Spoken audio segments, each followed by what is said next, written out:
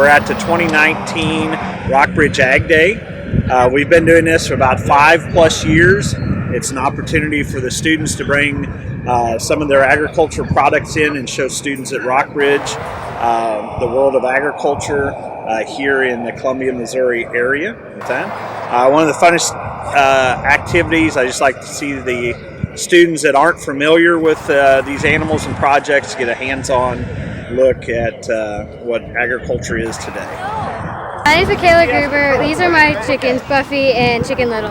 And this is my first Ag Day in general, so it's kind of fun to be kind of in the midst of it, even though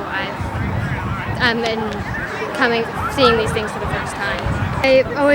We have 3 acres of land, so we live on 3 acres, and we have 7 chickens, so I thought it'd be fun to bring the chickens that I'm always talking about to all my friends to school. This guy's cool. I like cows. Yeah, he's vibing, I guess. Yeah, you're not gonna.